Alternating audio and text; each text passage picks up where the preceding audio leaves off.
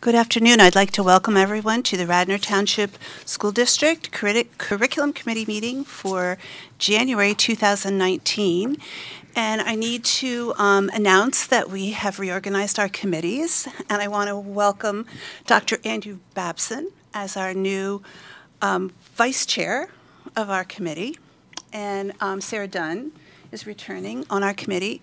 Chuck Madden, who's not here, will be returning. And a special welcome to Andrew McMenamin, our teacher representative, and Asa Hartman, our student representative. And we really do appreciate your insights, both of you, from the perspectives that you see them.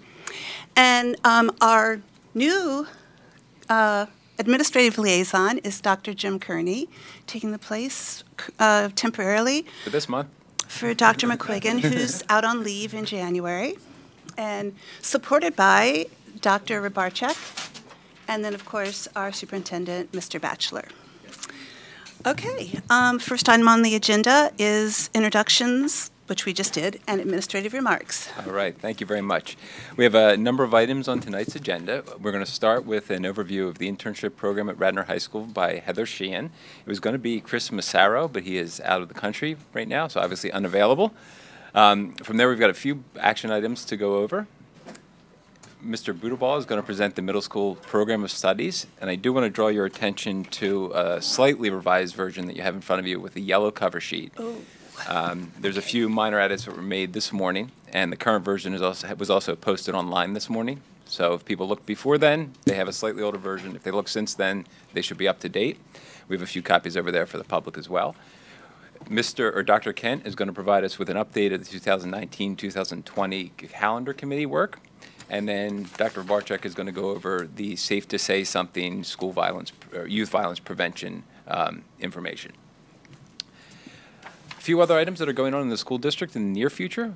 The high school is excited to announce their extended learning program, which is meeting on Mondays and Wednesdays after school. On Mondays, math and science teachers from the high school will be available to any student who might need after-school tutoring or some work in those subjects. And on Wednesdays, English and social studies teachers will be available for any students who might need some tutoring or help in those subjects. And thanks to a generous grant from Raf, we're able to provide late busing for those students to get them home after the tutoring sessions are over. The Day of Service, Martin Luther King Jr. Day of Service, will continue again on January 21st from 10 to 11:30 at the high school, where there'll be a number of service projects with community organizations for anyone who's interested in lending a hand for people of all ages to come and help out. The Kindergarten Readiness Program will be on February 27th from 7 to 8:30 p.m. at Wayne Elementary School, and this is for parents who have incoming kindergarten students who will be beginning next year. And elementary STEM night preparations are underway, and we anticipate that we'll be able to hold that again in April. Do we have a date for elementary STEM night? Dr. Rybarczyk, maybe?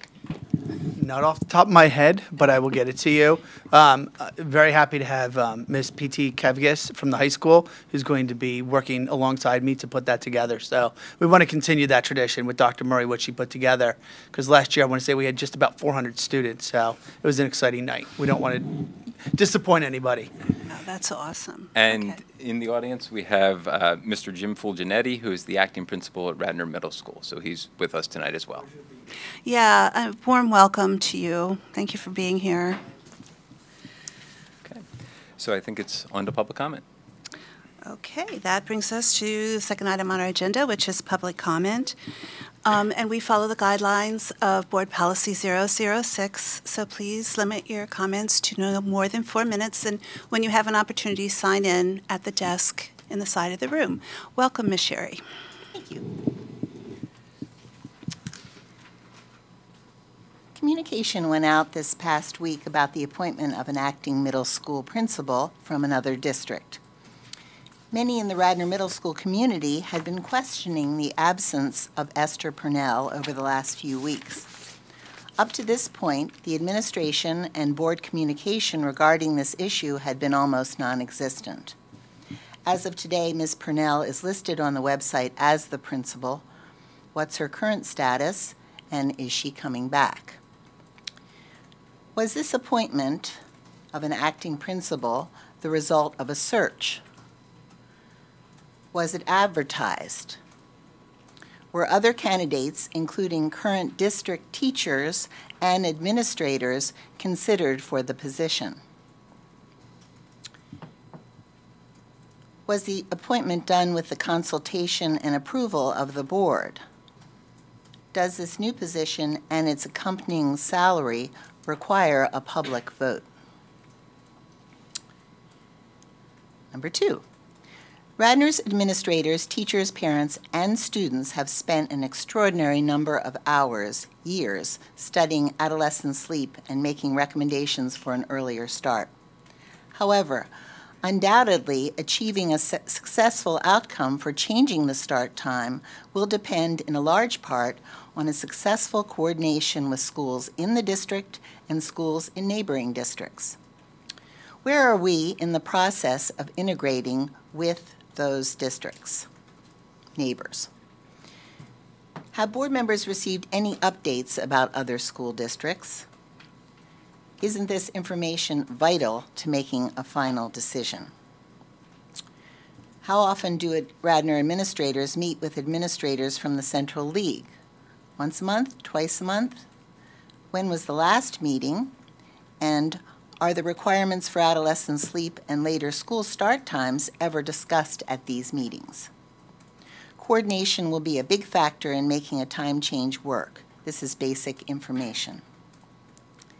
Number 3, after a question was asked a month ago if the district has a faculty and staff that reflects the racial and cultural diversity of the community and student body, and also is there an analysis of the diversity of the staff, the written response says the district will research to see if this analysis exists.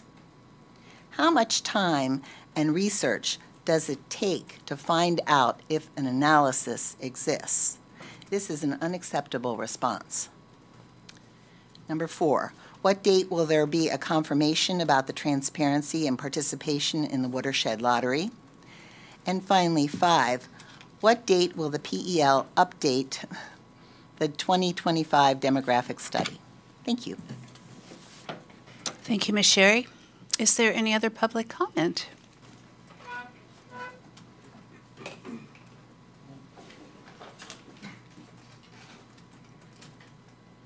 Welcome, Ms. Spurtle. Thank you. Cindy Spurtle, Wayne. I had a question on the, I apologize, I wasn't listening as closely as I should have to Ms. Sherry. The watershed lottery, and just interested in a time as to when the decision will be made or results from the additional studies that were done as to whether or not the program is adequate for the school. And then on the one of the questions that was asked last month on the demographic report, just wondering also a time as to when the Pell demographic study will be updated so that numbers for next year will be forthcoming. And then I had a question based on reviewing the minutes from last meeting and the answer to a question that I had asked, and that was the cost of a calendar day. I had it backwards. When a day is added to the school calendar, the cost of that per the answer to the question was an additional emergency day added to the district instructional calendar adds a cost of $20,000 per day. When it was discussed during the meeting, it was mentioned that the cost for each additional instructional day is approximately $40,000 for support staff and transportation. Now, is instructional day different than emergency day? I'm going to guess they're probably the same. And if that's the case, that means transportation costs us $20,000, which to me seemed a little high for an additional day. And then I had a question based on the agenda items that will be forthcoming for the business meeting next week. And that is the cancellation fee for the Sandy Hill trip of $12,000. And I was wondering if the district carries insurance in case of cancellation. If it doesn't, has it looked into it? Was the cost more than what you would have to pay for the cancellation fee? And then also on the, we're being presented with a new the new program of studies, and I had a question which I understand from Dr. Kearney will be addressed this evening, and that was of the lists that were given, which were the changes that were made on January 14th, different from the lists that we were given before, so the public didn't have to go through the whole program of studies to review it. And I also had a question on the, the public's been presented with a new instructional calendar, option number 4, and the difference of option number 4 from the first 3 options that were presented when it is discussed. I just saw similar questions that were asked on the acting principal, just whether or not there has to be board approval for this principal. As there have been in the past, I know there's board approval needed for acting superintendents, and I do not remember when the assistant principal for the high school was acting for principal at that time. And did you consider appointment of any of the assistant principals of the middle school that are currently assistant principals in filling this role? And then is there any specific length of time, or is this an open-ended agreement that you've signed with the new acting principal? Thank you. Thank you, Ms. Bertle. Is there any other public comment?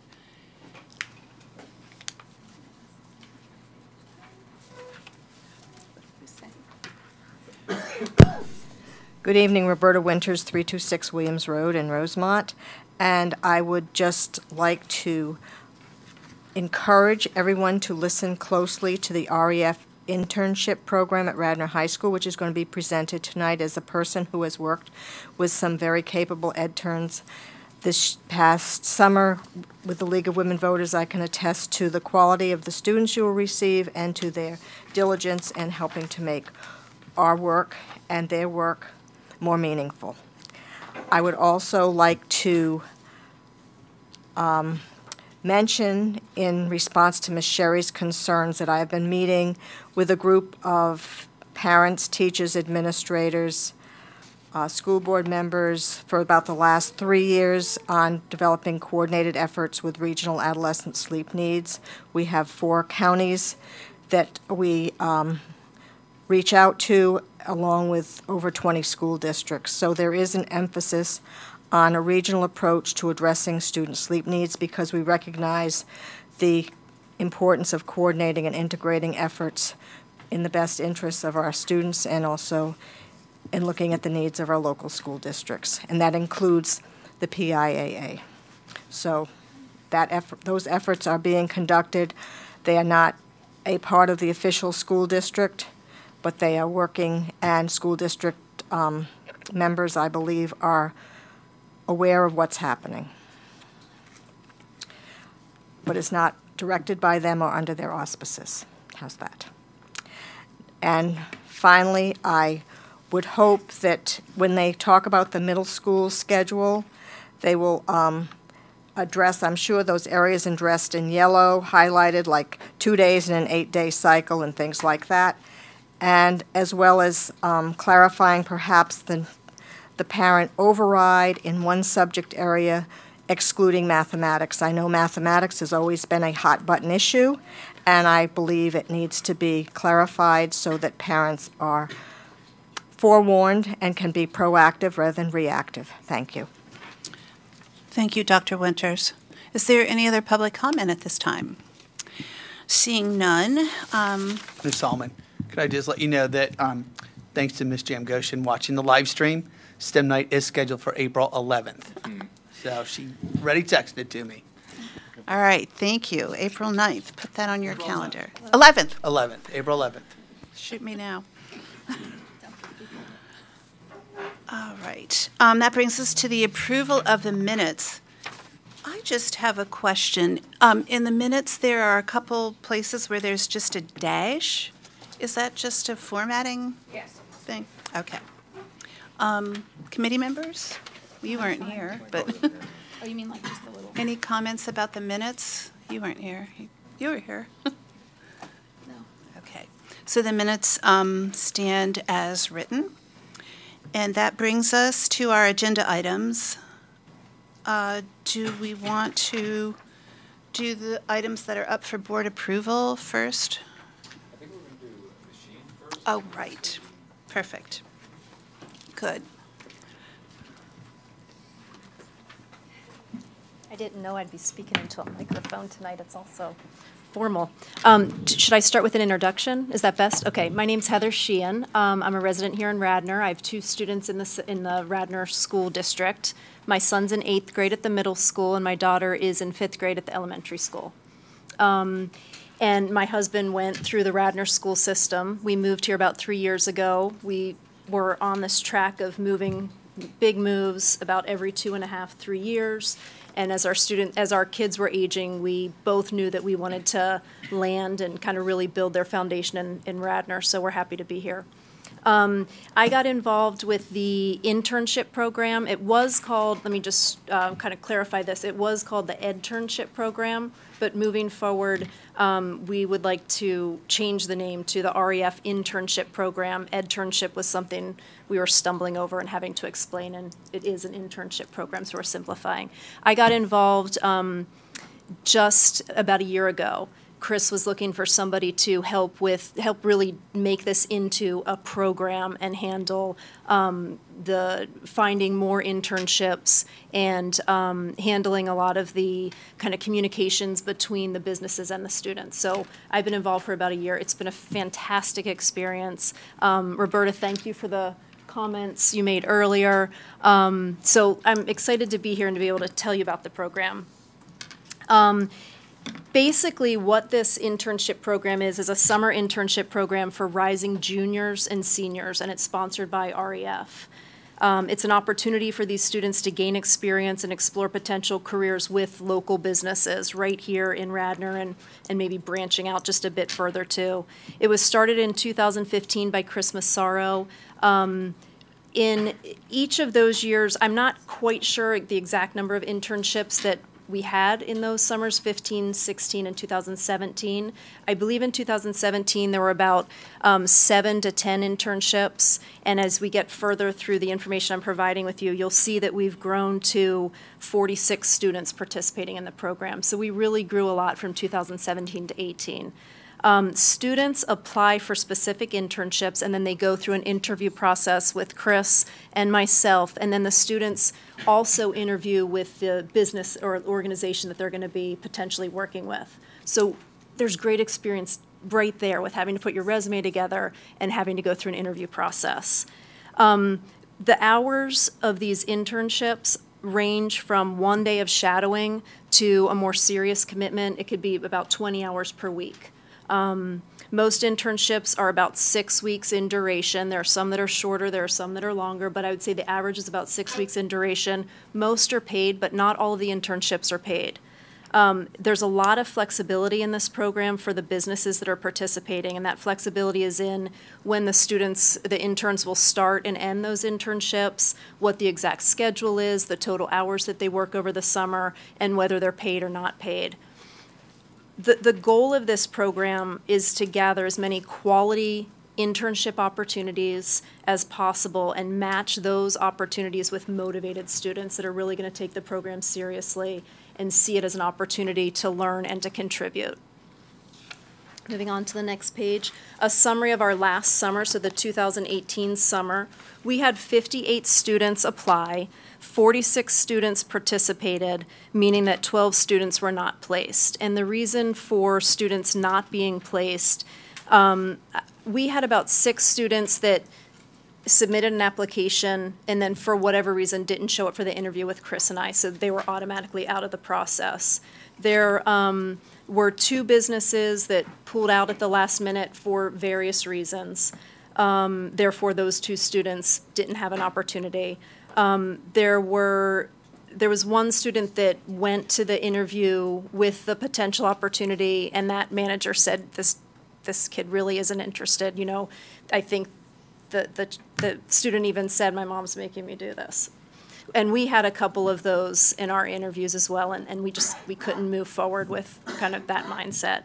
We had 52 interns placed, and what that means is that 6 students had 2 internships. So Roberta had about 5 or 6 interns working with her over the summer, and there was great flexibility in that work. So those students were also, if they were interested, I think about 4 of those students also had internships with other businesses and organizations.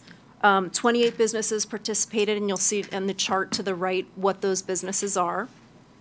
And about 5 students, and the reason why I'm saying about 5 is because there may be a couple others that I'm not aware of, but about 5 students are continuing in part-time positions throughout the school year, which is really neat, and I'd love to see more of that happening too.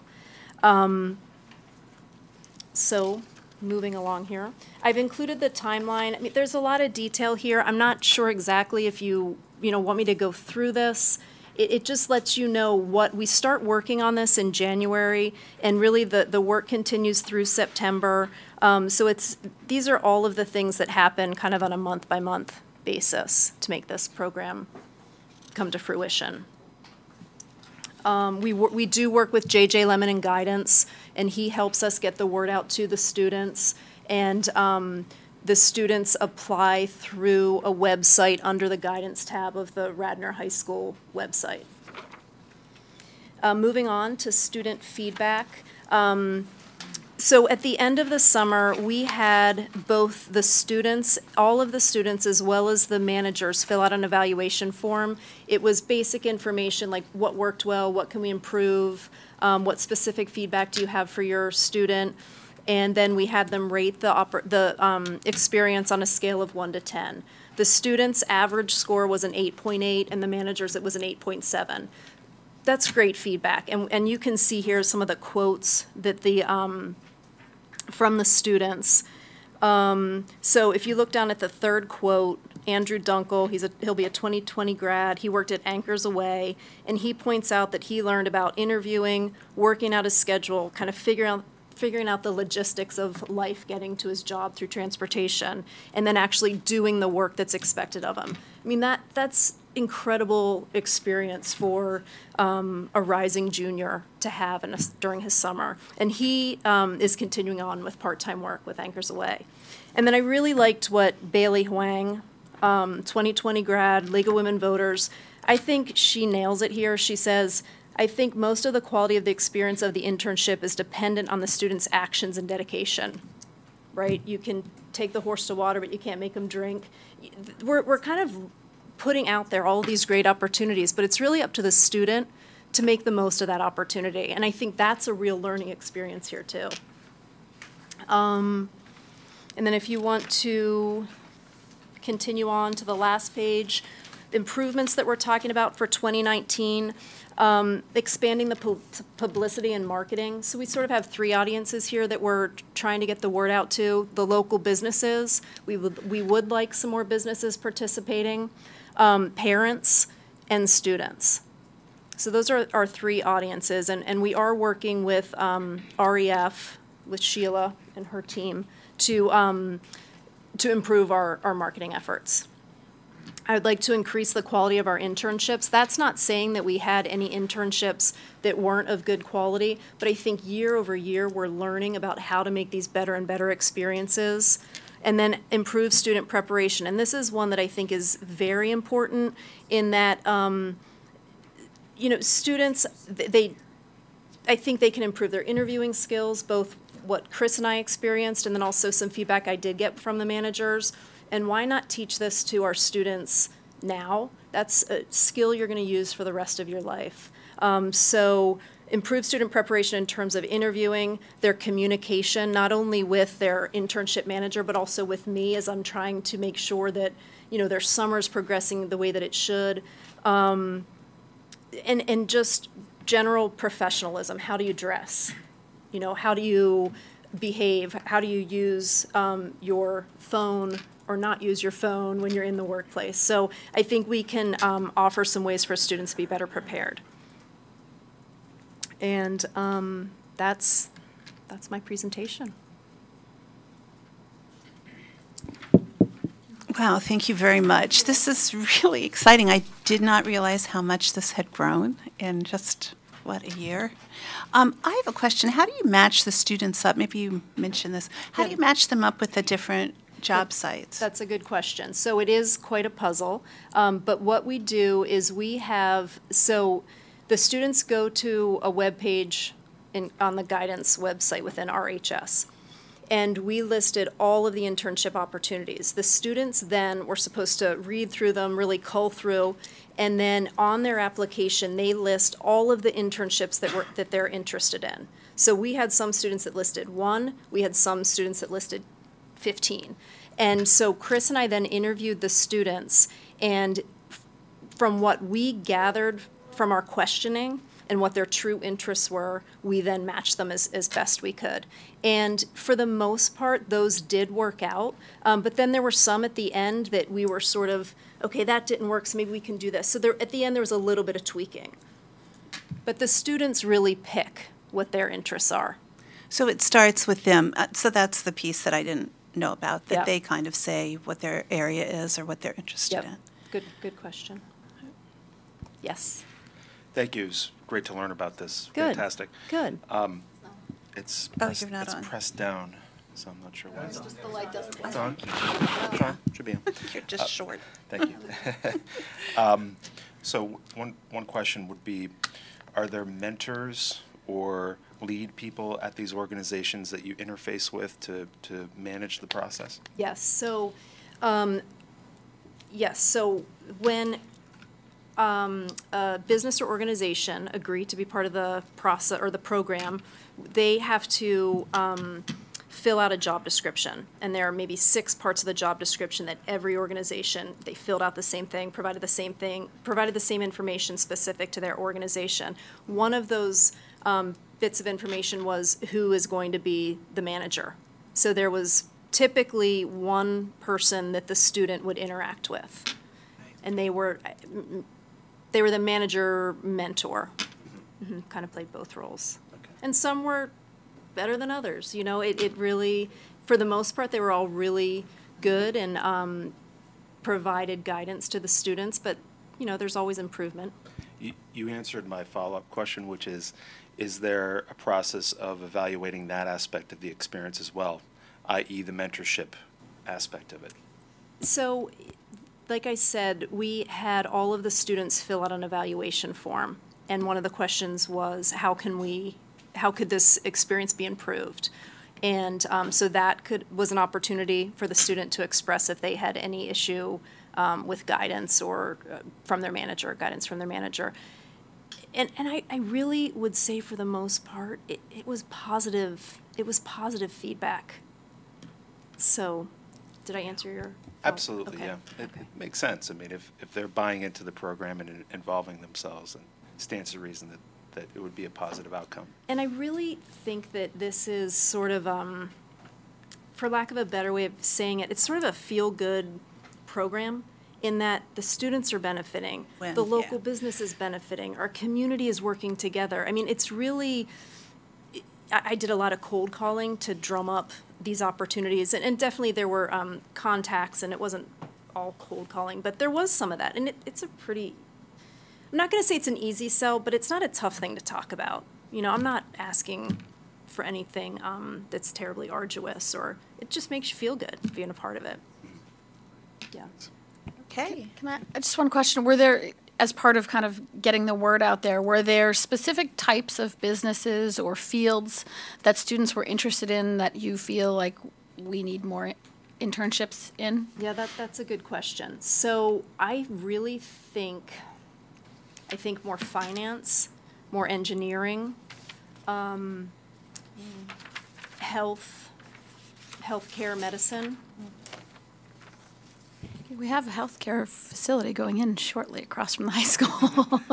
I mean, it seems like an easy thing to ask. I would say, well, it's an easy program to sell, relatively easy program to sell. Getting to the right person That's your challenge. is the challenge. So I think the contacts that we have in the community, we as a community, the contacts we have, any kind of sharing of that is greatly helpful. But yes, Sarah, to answer your question, it's engineering, finance, healthcare, medicine. Let me just make sure I'm not forgetting anything.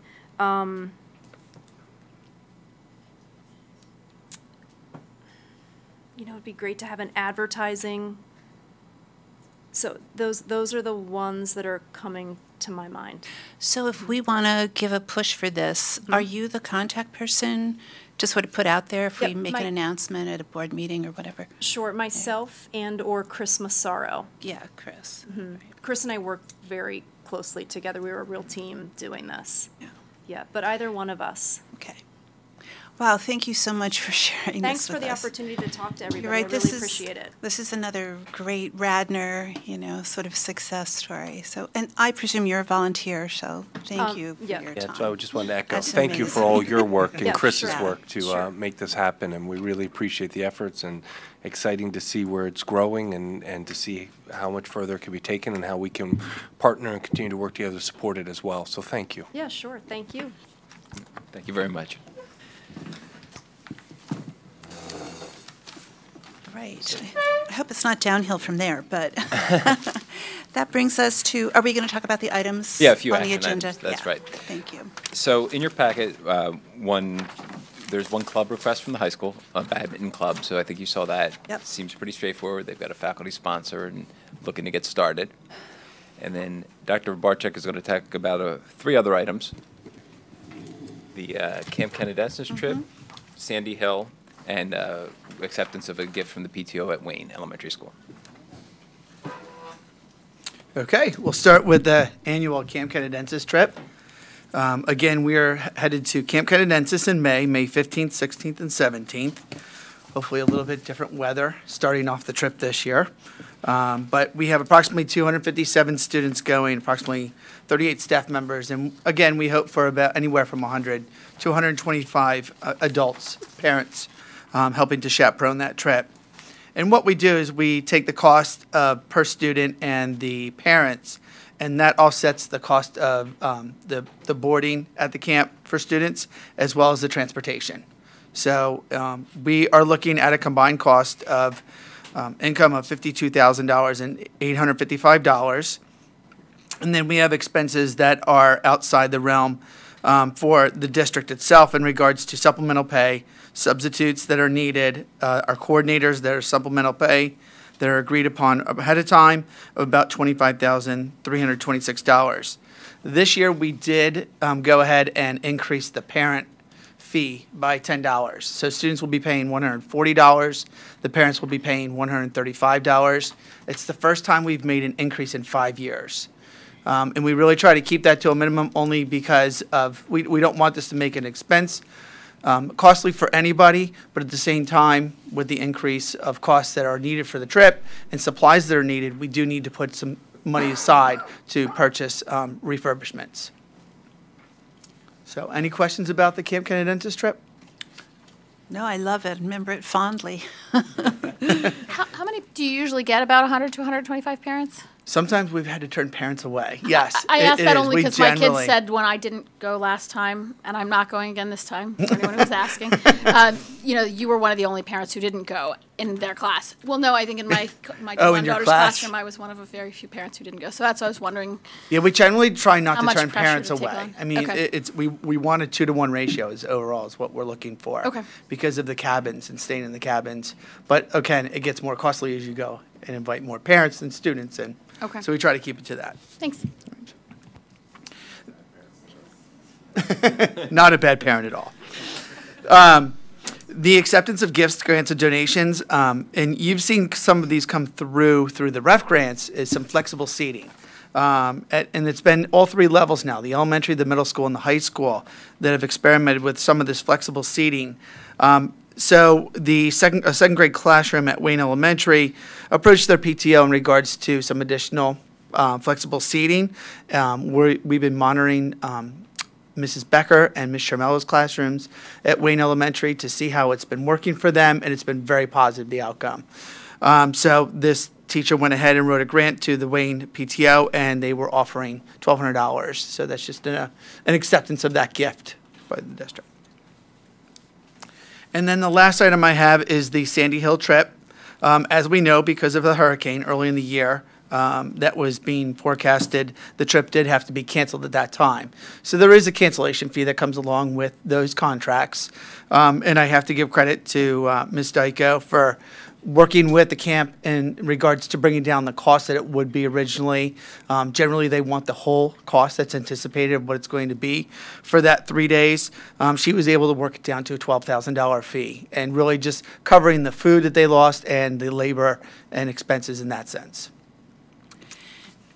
And so there was a question about insurance with regard to this, and So- that we so may funny have to enough- wait for Ms. Deco to Well, answer funny that. enough, Michelle and I were actually meeting this morning to talk about this, just to go over it one more time prior to the meeting. And that was one of the questions we were going to take to the agent is there anything like the vacation insurance that you buy when you're taking a cruise or taking, overseas that you can purchase? So we're going to look into that with our agent. I'm just not sure if it's doable. That's all. Right. Okay.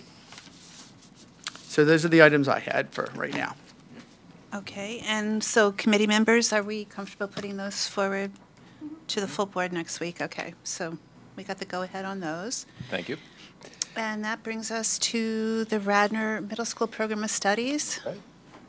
We've got our esteemed principals here. Come forward.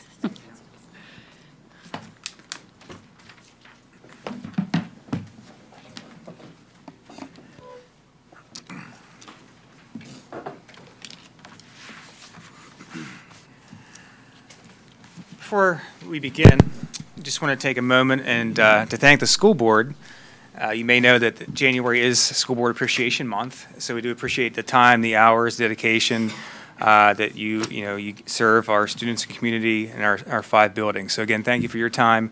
We do appreciate it. So for tonight's Program of Studies review, there is a summary page that is attached to many of the documents. And in addition, the Program of Studies itself has highlights throughout, just showing the change from the last year Program of Study to this year. So before I begin, just a quick summary. I'll go over just the overview where many of these changes are coming from, and this go chronologically, page 1 through 50 some at the end. So as many of you know, we're undergoing at the middle school a program review. In September, we presented to the board just the different goals and action items in which we're working through this year with a number of committees. And next month, on the agenda, we're scheduled to have a full presentation of the current status and the progress on those action items. So as we work through the year with our teachers, with our staff, with the central office, some of these changes are already a result of the middle school program review. And I try to note those as we go through, so you do see the majority of them do have some connection to our current program review. So I'll try to tie those together when and where possible. And as you see next month, we'll talk more in depth to some of these topics. That leads us to the first topic of the night, and that's the Integrated Programs Lottery. So once again, that is something we'll discuss in further depth and detail throughout our committee study for the program review next month. But as it pertains to the middle school program review, if I could turn your attention to page 7.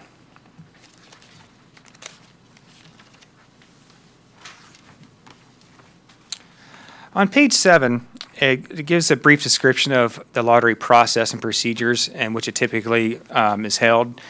Years ago, there was a summary in the program of studies, and recently, the last year or two, it wasn't that descriptive. So as you read over the program lottery process, again, I'll just give you the short of it is that usually in scheduling season, late April or early May, we conduct a lottery. So the different integrated teams visit the up-and-coming students. So for instance, our 6th grade Crossroads teachers go to all 3 elementary buildings and present the Crossroads program. The 8th grade Soundings and Gateways teachers go to the 7th grade and present their program. So there's a lot of information leading up to the lottery, and the students would participate. They put their name in the lottery. And the question is, what does this lottery look like? And so if you look over the program information, the lottery is conducted by a team of teachers, administrators, and a secretary typically, and it's done through a computer-generated program, and it's done randomly. So how it works is all 4 of our integrated programs have 40 students, and they're comprised of 20 boys and 20 girls. And so it sorts the students that have participated or put their name forward in the lottery. And so again, those 20 students will get a notification they've been successful, and they're invited to attend more information about their programs. We also invite 5 additional students on the wait list as we find out over the summer or over the school year some students decide to not participate, or they move, or something happens for various reasons. So those additional 5 boys, additional 5 girls do receive a communication that they've been waitlisted essentially on the integrated lottery. So again, that's just a general overview of the lottery, and we are studying the lottery as part of our program review, and next month we have a lot more details. We look back over 5 years and the different ways in which we've conducted the lottery and participation at all 3 grade levels. So again, that's more to come next month. Moving forward to page 11, the next topic, under gifted education. Over the years, there's been a lot of questions about gifted education. If you happen to have a student that is gifted, let's say in math, does that then qualify or get you in every accelerated course in the building?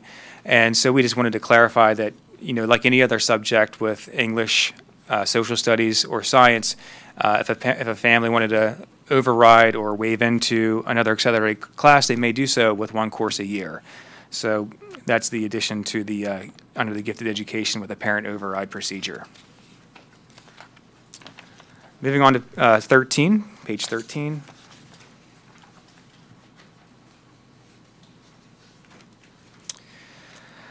Two new clubs were added to the middle school this year, Color Guard and Odyssey of the Mind.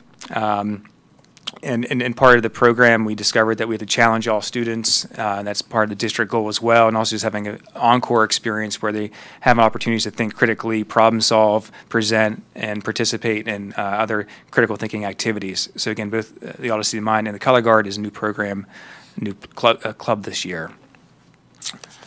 On page 14, this was one of the things we're studying in our program review, is that one of the action items is creating more opportunity, more open access for all students to our accelerated programs. So with the placement criteria, the staff, the teaching staff still do value their we'll call it a recommendation. They spend most of the year with a student and they see their progress. And just like in 5th grade to 6th grade or 8th grade to 9th grade, in the middle school, the teacher makes a recommendation based on their progress, their current level, and where they're at. The modification with the criteria is that if a parent feels that their child should be in an accelerated class, they can override the teacher recommendation into 1 class per year, and that's excluding math. In the past, the change again was that there was what's called a minimum criteria, where you'd still have to meet some data points to qualify for an override. This year, there's no minimum criteria that exists. If a parent wants to override and access an accelerated course, they may do so. So again, that's one of the changes that are coming from the middle school program review. Moving on to 25.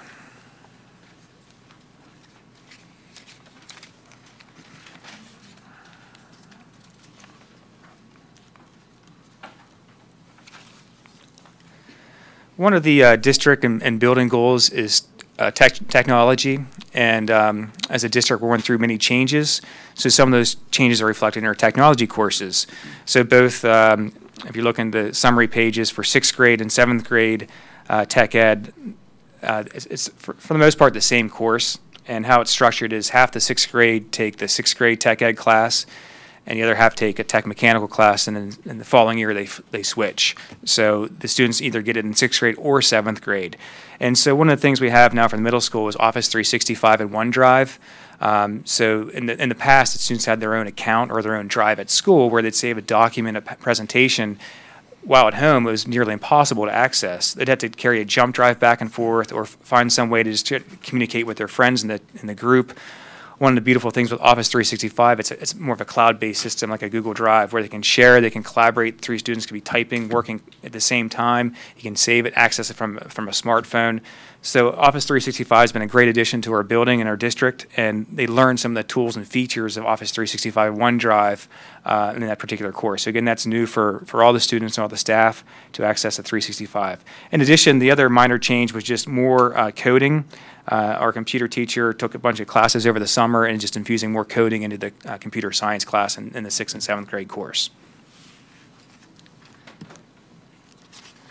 If we can move ahead to page 34. 43. 43. Oh, I missed one. I know 34. Well, with page 34, this is the, double check that, the general music description. And there was no change to programming with the general music. they just took a longer description and summarized and condensed it down to a shorter paragraph. So again, the same opportunity, same program for the general music.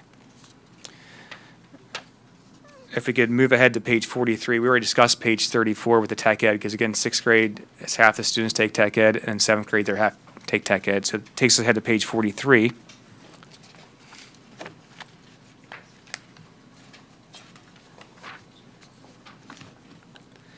So once again, it's kind of similar to a 6th and 7th grade computer science course. The students elect into this one, and so you see more computer science being taught to the students.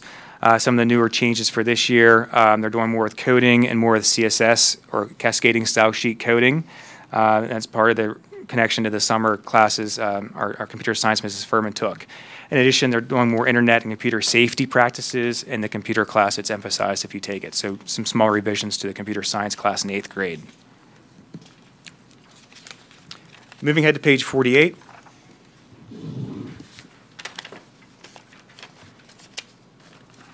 And again, if I'm going too fast, just let me know. Questions I can take now or at the end as we go through the review. On page 48, with concert band, again, no programming changes. They just condensed the description in the program of studies. And again, that's both for the 6th and 7th grade band on page 48. On page 49, the jazz band, which does meet before school. Once again, no programming change, just revising the summary of the jazz band the students volunteered to participate in before the school day.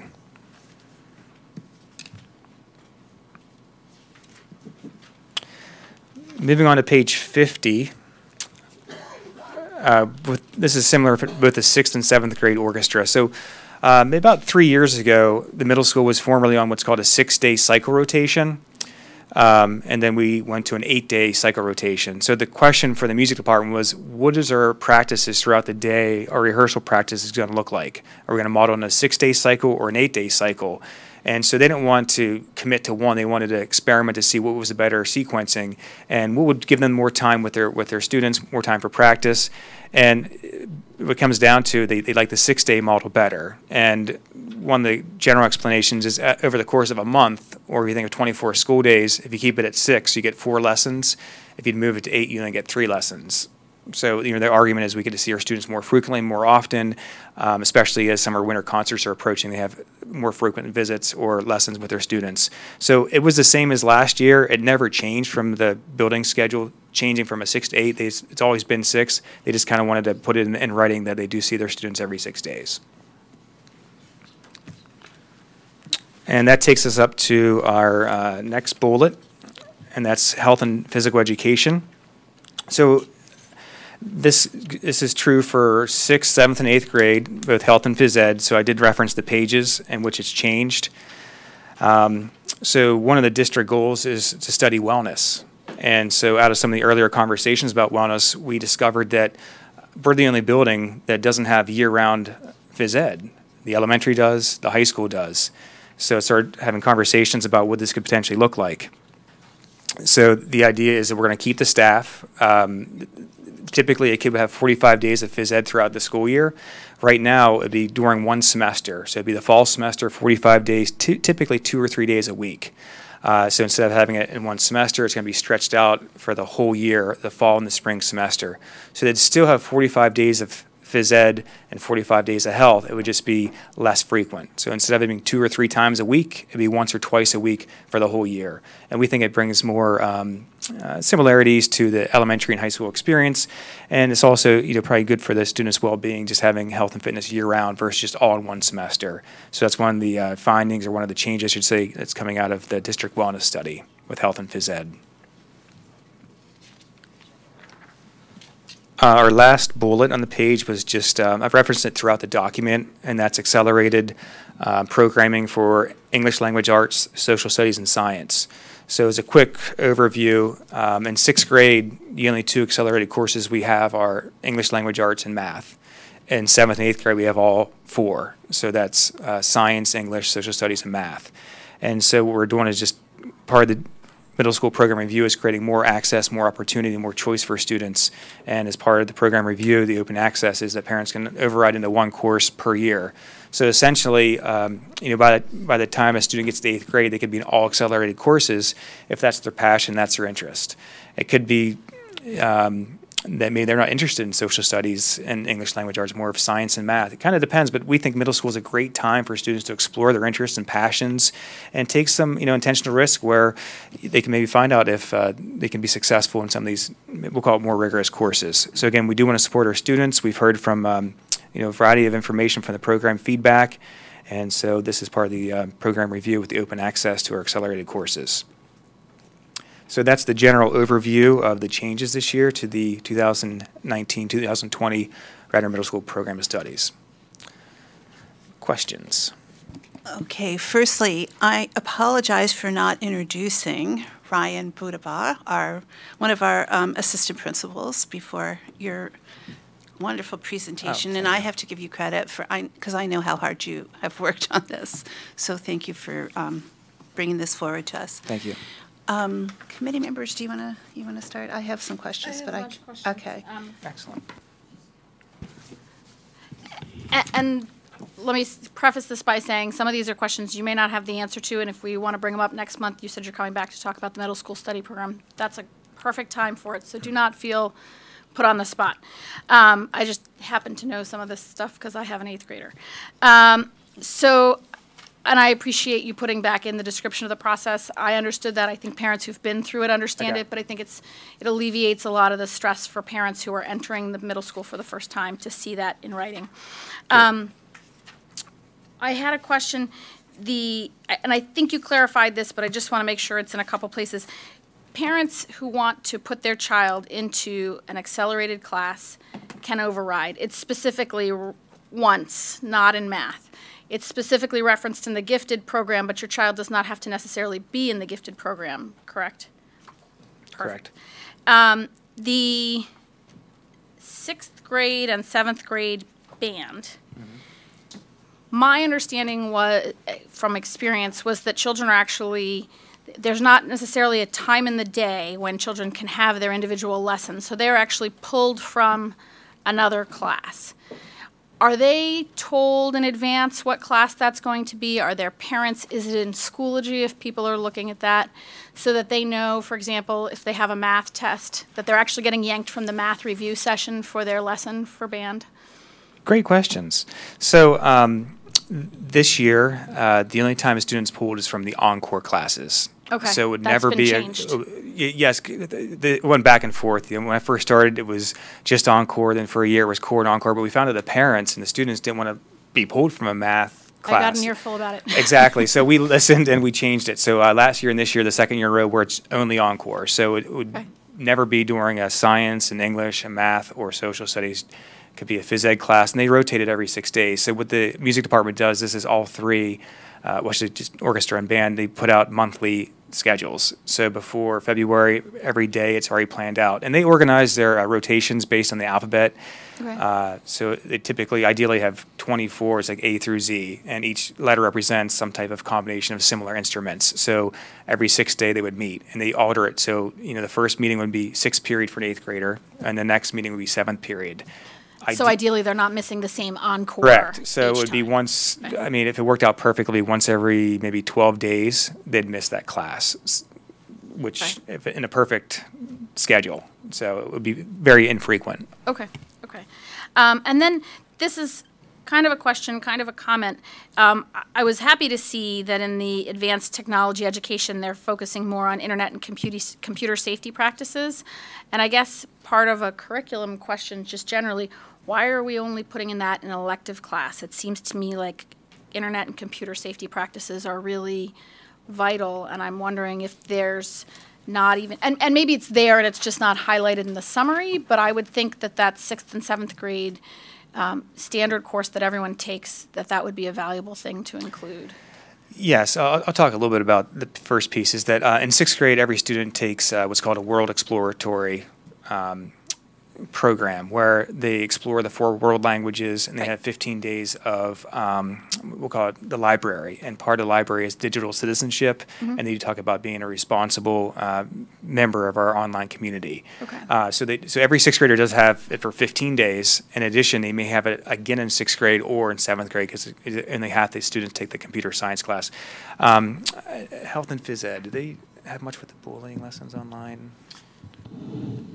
How are you, everyone? Yes, so for health and phys ed, 6th, 7th, and 8th grade, we do anti-bullying lessons, and certainly internet is involved in that as far as what students should alert adults to immediately should they see something, and all the aspects of how it makes another student feel, another child feel, but also what to look for, and then we do have programs throughout that we may bring speakers in, whether it be the Radnor police or other speakers, to speak in large group to the students as well to address those topics.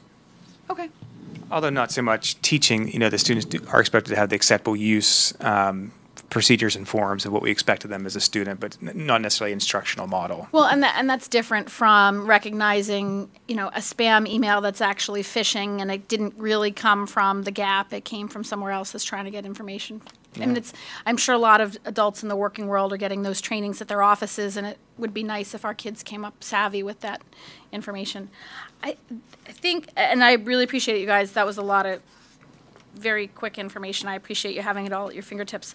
The only other question, and I guess I know the answer, but we had a question, what was different between what we got in our packets over the weekend and what was presented here. Excellent. I think I spotted it, but you tell me. Well, okay. I only saw one thing, I think. There were some minor changes, okay. And I could reference the page just since we're all here, and you may have the old or new one. It came on pages 13 and 14 from the actual program of studies. And under the sports, the indentation was off by about ½ inch. Okay. So we had shifted the bullets over. I don't know what happened whenever we saved and printed. And one of the fonts was off too with I think it was the fall girls volleyball, I can't recall. Okay. So when we looked at it again, it just, yep. Okay, so that was the very minor one. The more concrete was on page 14. Yeah. And it was taken off of the second or third bullet from the summary page too. Yeah. So, long story short is that this was presented last month. If you're present for the high school, is that the World Language Department has a new way of sequencing their French, German, and Latin classes. So they have more of a hybrid 1-2 model instead of just 2, 3, 4. And so what happens is when you go through the World Exploratory process in 6th grade, you choose your language, and you typically stay with it through high school. And we want to give our students more and more choice and flexibility. And so now in 8th grade, after having 2 years of any language, German, Latin, Spanish, or French, you can a little easier to move into a different language. And so the original document had that parent override was required to switch languages, but because you're entering an entry-level course, there was no need for an override. And so in clarification with the high school this week, since the original Thursday was posted, they were like, it doesn't make sense because it's a brand new course that's never been offered. And they're like, okay. We don't need a parent to switch into a level 1. You're not moving into it like an advanced or, so again, it was more of it's a high school programming, but it affects our 8th graders. So initially we were going back and forth on whether to include or exclude, and then just created more questions. And so we just wanted to simplify it, and no overrides required to switch languages when you're enter the high school from 8th grade. Perfect. That were only 2 changes. Great, thank you. So I'm just going to jump in. Okay. I just have 2 things. So this acceleration piece in the past has been sort of a sticking point. So how are we communicating? Because I sit back and I think, the best source for placing these students really is their teachers and their recommendations coming through. And then we have a lot of data on them that sort of says where they could really do best in placement. So are we communicating, how are we communicating all that to parents so that it's not just this idea that, oh, I want my kid in this course, that they really understand that there's a lot of thought and planning that goes into how this is structured, and that maybe rushing in with an override. I just wonder how are we presenting this from the get-go to parents, that this is not done randomly? Like, what are we doing? That's a great question. I think the procedure really starts with the teacher and having those conversations with the student in front of them. They know them best. They spend months with them. And typically, you know, if you're an accelerated, you usually continue on to an accelerated. Other kids we've had in the past were kind of on the bubble where they were so close to that 87% MAP score, what have you. So we really want the classroom teacher to have those conversations with the students and with the parents. As far as the communication piece is that every time, whenever the teachers make the recommendations, the middle schoolers take a tentative schedule home with the parents. And on the schedule it has all their recommended courses for next year in the core. So it would be the science, math, social studies, and history. I think English language arts, I'm sorry, the 4 core. And so one of the things we've done in the past is also, if they're interested, we have an override form, which is in the criteria. So it's in the last page of every criteria document. So if you're looking at science or social studies or English, and the override page kind of talks about the characteristics of a accelerated class. It talks about if you're going to override your child into it, these are the things to be aware of. Just about some of the pacing, about some of the rigor, about, you know, once you're in it for the year. It's not just take it for a couple weeks and then remove or waive out of it. So the override form has always been there. It just reiterating that, you know, when you enter this, it's, you know, the expectations are a little bit higher. So again, we just want to make the parent and the student informed that, you know, you're taking a good challenge. Maybe middle school is a time to do it. So as far as communicating, every kid does get a letter home. We typically send like a school messenger too, that students are going home today with their placement, a recommended placement, and we usually give about a week to turn it back in. So oftentimes parents would look at it. If you have any questions, it typically has a checkbox. You know, you want to talk about an accelerated course. You're fine with the schedule. And many times we have them schedule appointments with a guidance counselor for that grade level. So parents are curious, or the teacher. We really do encourage the parents to check with the teacher, check with the guidance counselor. Like, what are your thoughts? You know, you're seeing my child every day in the classroom. So we really do value the teacher recommendation. You know, they spend years, you know, with the students every day. They know the level and rigor. And we still want to value that, and the teacher still want it as a key component of the placement procedures. And I hope that kind of gives you a summary of just the process and also the communication. So we used to have pretty concrete sort of explanations on how the placements were going to be done, including, you know, scores on different a whole bunch of different assessments and pieces that went into the placement. Is that part explained to parents, or how are we? I can explain it.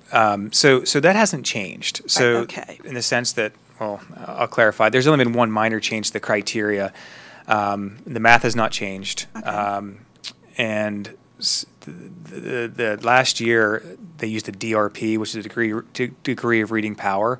That's no longer administered, so it became irrelevant, and so it was replaced with the NWA MAP. Okay. So the MAP score has been part of the criteria process for years, but last year not every kid took the English Language Arts MAP test or the reading test, so last year it wasn't part of the criteria. So it was just replaced from 2 years ago. So all the other scores, all the data points to get into an accelerated class has not changed this year. So typically it would be like if you want to be an accelerated, say, English Language Arts class, it would say you need to be an advanced PSSA score. So that still is in place when the teachers look at it. And so that criteria is on our website. There's links in the document. We usually send it out with the override home, or send it home with the placements that click here for more information about placement or criteria. So there's been no change as far as getting into an accelerated class. It's just that if you want to override into it, and that's where we saw the change. So some of the scores would be usually like a 95 percentile on a MAP, advanced in the PSSA, proficiency or advanced on several writing pieces. So they have a whole host of different things they look at. And like I said, there'll be a live link on the website every year for the parents, for the students, for the teachers to look at. Yeah, perfect. That's what I was wondering is what happened to that elaborate. It's still, you know, I sent it to Dr. Kearney, you know, maybe last week. So, you know, once all this has been approved, we'll eventually link it to the POS. If you click on the POS, it links to the placement documents, and the teachers get to have copies of it. The department chairs weighed in weeks ago about what makes sense. So again, we wanted to still keep the placement. We value that greatly, but also give the opportunity through open access. Right. Okay, sounds like a plan. I have one more thing. So I think it was 2 years ago, we changed from having 2 periods of language arts in 6th grade to only having 1. Do we have any? It was 3 years ago. Was it that long ago now? Do we have any information, you know? Other than complaints from the language arts teachers that they've lost their time? Well, I mean, have we seen any anecdotal? Well, one of the things I Sounds think cool. we, just looking at data, for instance, we still continue to be a very high achieving school district. One of the challenges when you lose some of the instructional time to continue growing, and that's the challenge we see in many areas. Science and English language arts are the two that we still have very high achievement scores compared to the state. Just growing all of our students and challenging them when you're working with reduced time does present some challenges.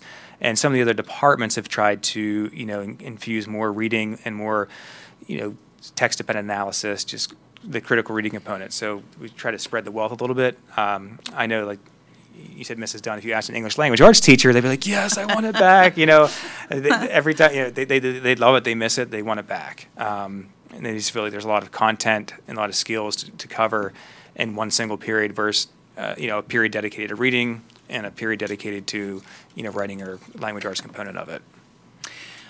Because one of the reasons we did it, right, was so things would run more smoothly because everyone will be on the same schedule. So has that really been a big benefit, or am I off base with that?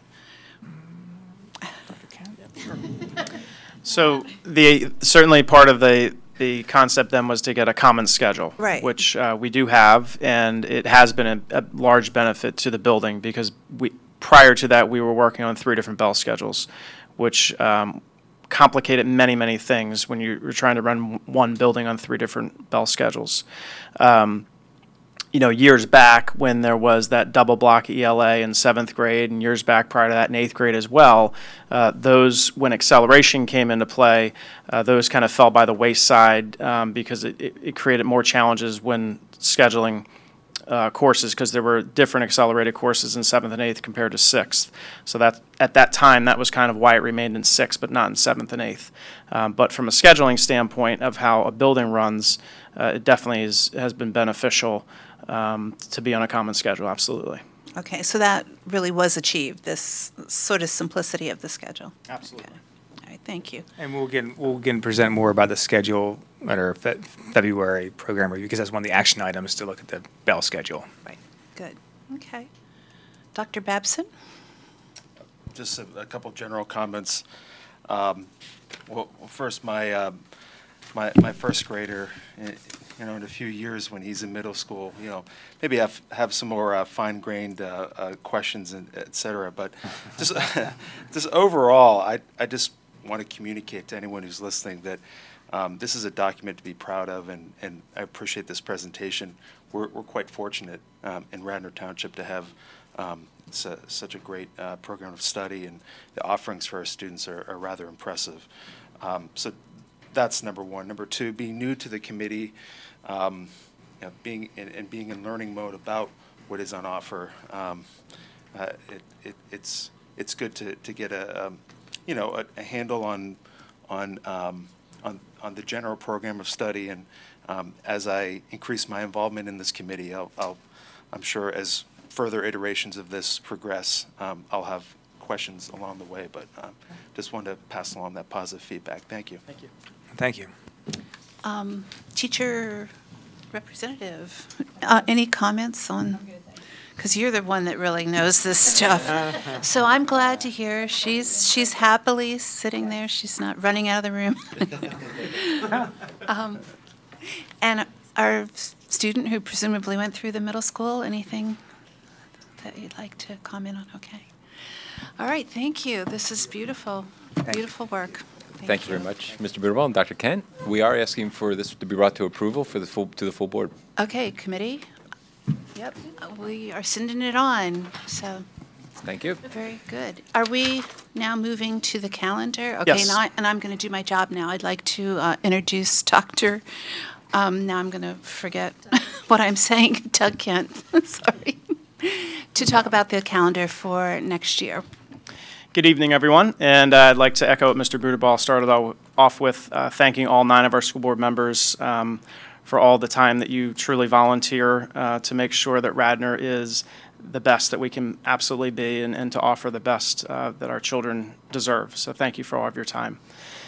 I also want to thank Mr. Batchelor for the opportunity to lead the calendar committee. It certainly has been exciting, believe it or not.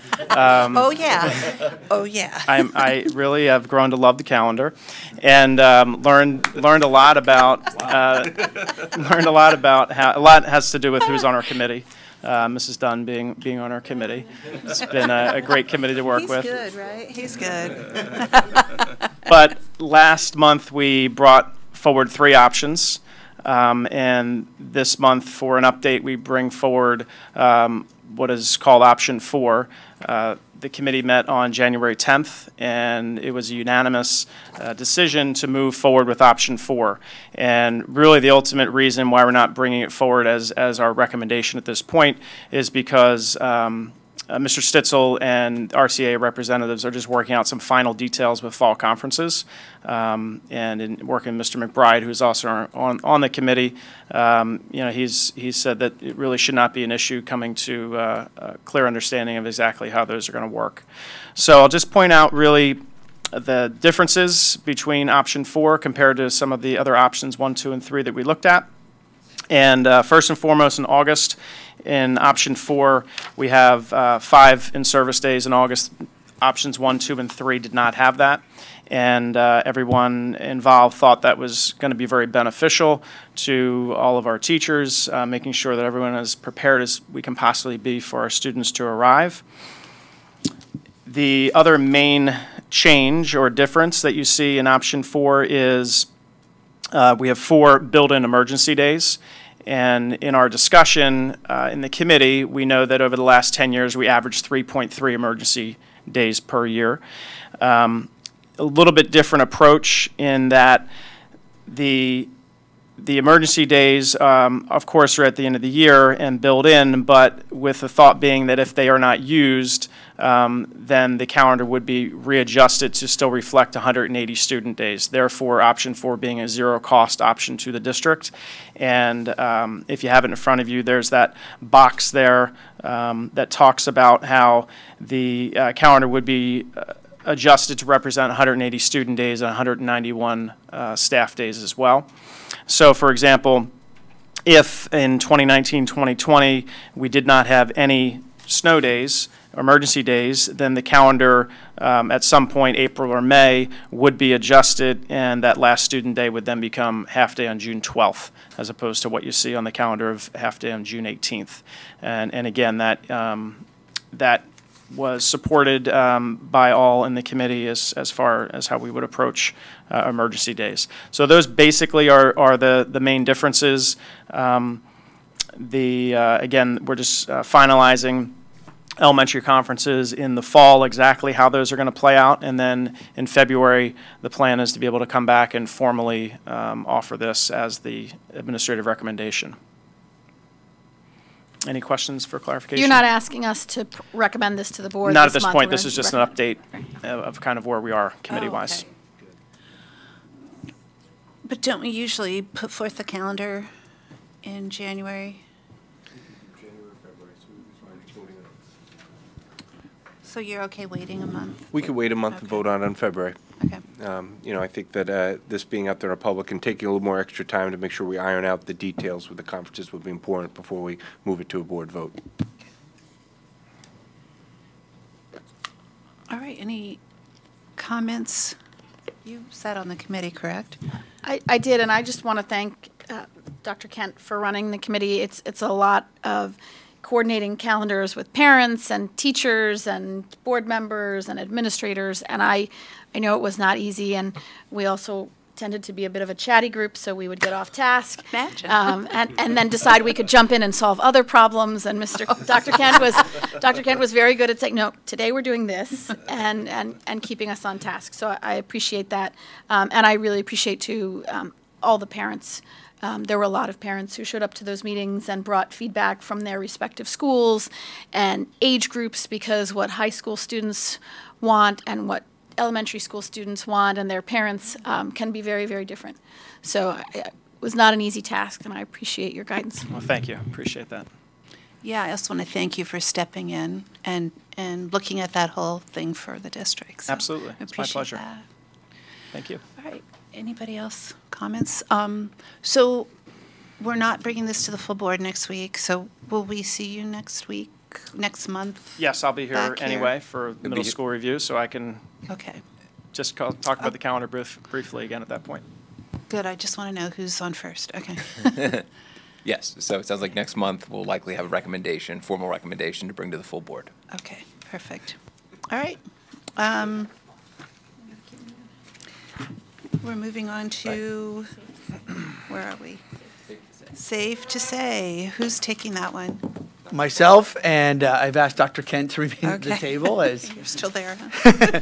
So the Safe to Say system is something that came out of the Act 44 from the state. And as you know, safety has been on the forefront of a lot of people's minds over the past few years, and especially all the way back to the Sandy Hook. So I'm going to go through a presentation that just shares a little bit about what the Safe to Say system is, and give the board just an orientation, the public an orientation of how this is going to be used as we go through.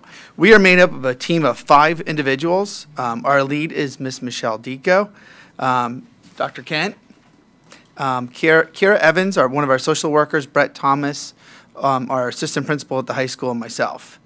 And as part of that, Mr. Kearney is going to have the PowerPoint up there. I'm not going to read word for word, I promise you that.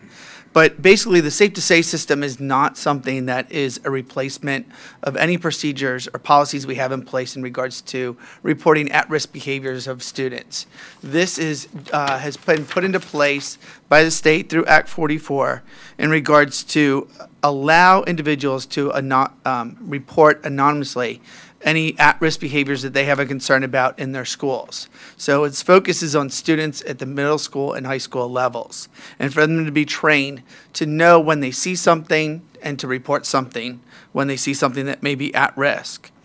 So what you need to know first is the system went live yesterday. The state controlled that, but we are right in alignment with a number of districts across the state in regards to where we are in the implementation of the system itself. So as I said, the system is to recognize and report at-risk behaviors. Students can report tips on a 24/7 basis. They call a hotline that is situated in Harrisburg, and there are trained professionals who will triage the call and determine whether it is a life-threatening situation or a non-life-threatening situation. And they have categories. Can you go through up to, keep going. And we can go back right here. Whoop. Right there, there are 3 columns of different safety features: life safety features, non-life safety, crime or violence, and non-life safety. If a situation were to come through the tip line that is a life-threatening safety situation, which is the red column, that would automatically go to county dispatch, and the police would be informed. 24/7, doesn't matter what time of the day. If it's a non-life safety situation, a crime or violence, or even a non-life safety where it's a discrimination, a bullying, or something along those lines, where a party's being planned and there's a tipster that provided information, that would be sent to the team of the 5 individuals via text and or email, and inform us anytime between 6 a.m. and 6 p.m. During the day that we can intervene and look at that situation. So if you go back, Mr. Kearney, if we go to step 1 is the tip submission. As I said, you can go on. There's 3 different ways that the tips can be submitted. It's through the application on a smartphone, the website, or there is the live hotline phone line that they can call. And as I said, depending on the situation, it'll either go to county dispatch for the police to be called or to the school team. One of the things we've had discussions with the Radnor Township Police themselves is, again, we're reiterating this isn't replacing any procedures that we follow currently, but the important piece is that we want people to call the police. The call 911 is the key feature here. But if someone wants to be anonymous about their actions and being able to still report something, this system is available to them to be able to report an incident. The we will be going ahead, once the tip is put into, reported, an investigation will occur, again, by the police or by the team, that whether if it's non-life threatening. There will be assessed, it'll be an intervention in place, and then eventually the tip will be closed out, so people know that there's been resolution to the situation. All of our students and staff, at the 6 to 12 levels will be trained on this system. They'll be doing that in the next couple weeks. Dr. Kent is going to be handling the middle school training, and Brett Thomas is going to be handling the high school training. But we have a requirement to be trained within 60 days, so we thought the sooner the better. So they are going to be handling that over the next couple weeks. And then our staff is to be trained and made aware of the program. There's an email that has been sent out to the community already and to our staff, so they're fully aware of what the Safe to Say system involves. But the staff will be going through a little bit more of a featured overview of this system at faculty meetings, I believe. Yes. So that'll also be in the upcoming coming couple weeks and prior to the student trainings. So the goal of this is to look at information and regarding the warning signs. So there's warning signs and acting immediately and then say something, whether it be a trusted adult, 911, or the Safe to Say. So there's another avenue that students have for reporting situations they feel that may be at-risk behaviors. So as I said, they submit the tip 24/7. It goes in, and they can use any of the resources available, whether the application, the website, the hotline. It's triage, and again, it's determined whether it's that life safety or non-life safety tip. If you go, Mr. Kearney, or Dr. Kearney, if you would keep going forward up to, there's a tree. Oh, they went too far. So this tree is just another kind of visual of what would happen when the chip comes into the call center, the crisis center in Harrisburg. And you can see where the arrows point to how it's accessed to the different resources to address the situation. So it can be assessed and then interventions if necessary. The data is owned by the school district. It is protected by state and federal laws that it be held anonymous. The only way that anonymity would be broken is if it's a life-threatening situation, and there has to be immediate action. But that has to be done through a court order. So the judge is the only one who can break that anonymity, so we can identify the individual and help them to address the situation. We're going to be talking with our students as we train them about the abuse of the system, that it can't be tolerated in any way, and there will be consequences for their actions if they do abuse the system in any way.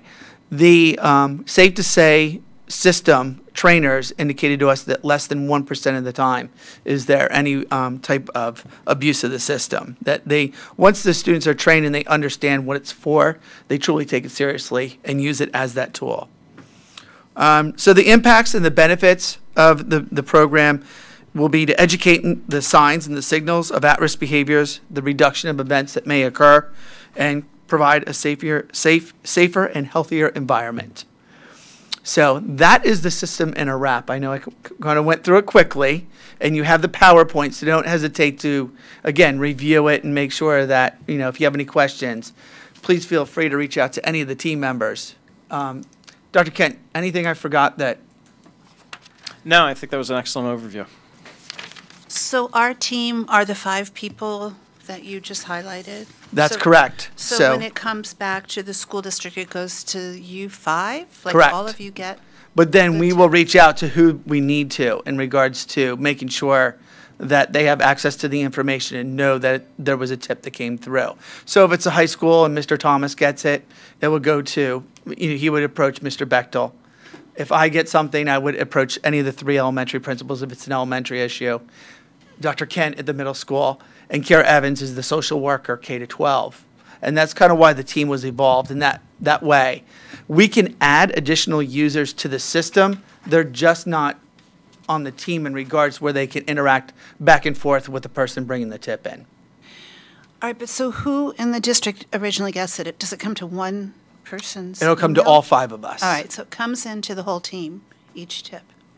So help me with this. So there are people on the staff that are mandatory reports, like basically all of us.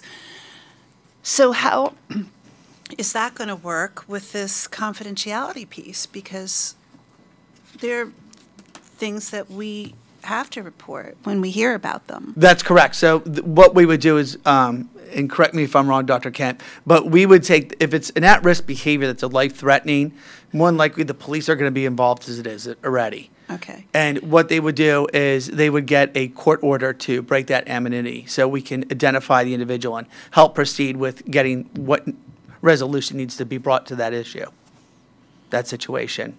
But We're not really, we're not, okay. the tips go to Harrisburg, right. Right. And Harrisburg doesn't necessarily ask for a name from the person who, they have to They do identify not. themselves as associated with a district, but they don't have to give a name. So presumably the only way they could figure it out is if they trace the call. Or the IP address. Or the IP address, correct. Right. So it's. So the Right. tipster that calls into the system is actually identified through a number. They give them a case number, and that is how they follow them through the process. All right, but say somebody reports, and I mean, I know that this is new to everybody. Sure. But say somebody reports something that we know we have to Act upon it immediately. correct. So that would be the call. So they're going to call the county dispatch first before they alert the team. Right. So the police can be involved immediately. All right, so we're really not, at that point, it's already a police matter? Correct. Right, okay. So this would be someone who, if let's just say they didn't go through the tip line, and a student recognizes something may be happening at the middle school tomorrow, and they call 911, it's the same procedures. We're following that same. Someone from the police department is going to contact Dr. Kent or Mr. Butterball and get in touch with them to help them through that process. So really none of our procedures are changing, just the way a tip can come in is changing if they choose to use this system. Because really we want them to still use any system that's available to them, but safe to say is just another avenue that they can utilize. Okay. I haven't had time to get my head around this. I don't know about you guys. Like, the first thing I thought of is, what, are we sending school psychs out at 4 a.m.? Like, what? how's No, this and gonna that's why work? it's But I know we're that not, 6 but- a.m. to 6 p.m. for the non-life threatening situations Okay. where the team can interact with the person who's bringing in the tip. But again, if it's a life threatening, they're calling county dispatch and police are being sent. Right, okay. Do you have any history? I mean, is there some, I mean, this obviously isn't directed just at Radnor. It's a statewide initiative. Correct. Was there some precipitating event, or is it, as you said, just kind of a, well, Sandy Hook's a little bit Existing late to be responding program. to Sandy Hook. It's Okay. and I'll follow the Sandy Hook situation, but Sandy Hook Promise is very much involved in regards to these initiatives across the United States. Our trainer was actually from Florida. Florida, yeah. Florida, and And- they've been using the system for just over a year now. Mm-hmm. And I mean, again, the trainer was coming to Pennsylvania saying, "Okay, this is what Pennsylvania's doing," compared to Florida, but very similar in the sense. But, so in some ways, what we're trying to, what the government, or what, you know, what Harrisburg is trying to offer our students is, look, if you see something and you're scared to report it because you're afraid someone will figure out you're the one who reported it at your school, and even calling your local police, you're afraid someone's going to figure out who is you who reported it. Going all the way. You can call the state government, and they'll try to create an anonymity. Right, and so the state of Colorado put in a similar system shortly after Columbine. So obviously, you know, that's been in existence in Colorado for quite some time. With Parkland, we know through the investigation that there were a lot of things that were missed, you know, FBI reports and such. So this really ultimately, what the Commonwealth is trying to do is streamline things within the state. So you have, it's being reported potentially to one place, and then they are funneling that information to the appropriate authorities. And Sarah, I'm sorry. These were some of the reasons of why they talked about this system. You don't want to be that kid or that parent to say something. So going through an anonymous tipster line would provide that person a little bit more security in knowing that they're not being that kid or that parent, or not feeling comfortable calling 911, that it can be triaged. Again, our message would be call 911 first if you possibly can. But again, it's another avenue. I would say that my only comment, first of all, thank you very much. This is very important. Two things that first of all, I was impressed and very interested in that this was a mandated program. I think that's very interesting and positive. The second thing is page 18 for me is the most important page of this presentation about anonymity. That was the #1 note that I had when I started getting into this because, as you said, I mean, it hinges on the fear that you and the concerns that you list in that previous slide around anonymity, concerns that kids have that are specific to being a kid, but just general fears about identifying those kinds of potential threats. So I was really happy to see that you responded to those questions and issues on that slide, and you provided a lot of good information there. And I think that that also I'm thinking about if there's been any kind of evaluation or monitoring of the effectiveness of these measures nationally. And I assume that there have been. So those are just some thoughts that and I see you've integrated some of those findings. You know, for example, occurs in less than 0.5% of all tips. That's very good information. And the more that can be conveyed to people, give confidence in the technical possibility of anonymity being preserved. I think it seems just on the face of it, again, I'm just learning about this program, but it seems it could be very effective in providing that very crucial, let's say, protection of anonymity. From this trainer that we went to, we all participated in a half-day training down in Penn State Brandywine, and the trainer did share of examples from other states where this has been in place for a while, and they have found it to be very effective in regards to being another avenue. So.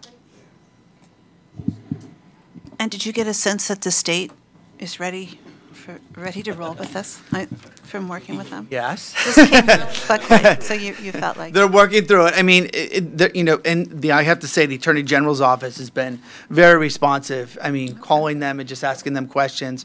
They got right back to us. They emailed us information. So I feel like they're responsive. I think they're trying their best. I think it came on very quickly. Yeah. So they're just trying to make sure everyone gets the correct information and rolls it out the way it's intended. Okay. And that's key. It is coming from the Attorney General's office. It's not coming through PDE. So sometimes avenues that education typically works through, this is different because it's coming right out of the governor's office through the Attorney General. If it would be possible to humor me, I'd like to hear an update on this in 6 months or so, just to hear, how burdensome it is, or if this is a beautiful thing, or if the state has their act together or not, like just how it's going. Okay, great. Okay. Thank you. All right. Thank you. Yeah, thank you. I do want to say to you guys who are working so hard, we really appreciate, there's been a lot of things that you've been involved in that you're called upon to do, and we really appreciate you stepping forward and doing all these things. Thank you. Thank you. Thank you. So that brings us to the end of our agenda. We anticipate a number of updates at next month's Board Curriculum Committee meeting, including on the sleep and school start time, the middle school program, or middle school study, wellness study, and technology protected costs. Yeah, and we need to say we've punted the technology 2 months now. So we are just jam-packed here in curriculum. We can't get everything on our agenda, but that's really important, and so you can look forward to that next month. We'll loop back to that. We are over time. Is there any new business anyone want to talk about? We'll entertain a short public comment period, but please be mindful that we're over time. So is there any public comment at this time?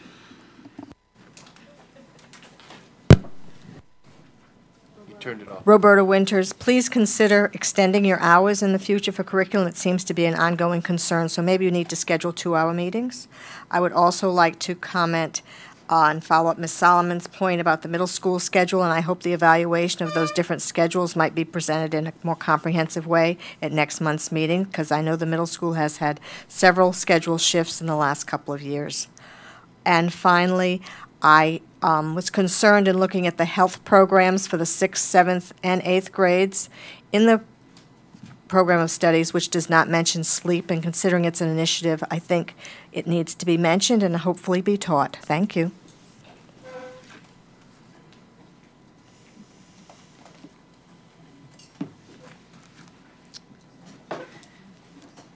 Thank you, Dr. Wonders. I was busy writing. It's my understanding that Chinese students are the largest minority in the minority population in the district. This year, Mandarin was dropped from the high school program of studies because of a lack of participation. This happened despite a documented strong interest in its being offered in the high school. If the administration truly wants Mandarin to succeed in the high school, why doesn't it offer Mandarin in the middle school program of studies and treat it equally with other languages like French, German, Spanish, and Latin? Thank you. Thank you, Ms. Sherry. Is there any other public comment? Run, Cindy, run. No, no, don't. I don't want to see you with a boot again. One quick question. Thank you for the explanation on the S2SS. There's one slide I didn't understand, and I definitely didn't because of the question I'm asking. What's the embedding in the clubs, or a new club may be formed? It says embed the S2SS in existing school clubs or establish a new club, and I thought that meant that the clubs were going to review the questions that came in. So some. Okay, wait, we're not going to. Okay. We're not engaging in a dialogue, but thank you for your questions. Yeah. Okay. Yeah. Yeah, I know. Okay. So thank you, everyone, for cooperating and helping us run this smoothly. And we will meet again in February on the second Tuesday at 5 p.m.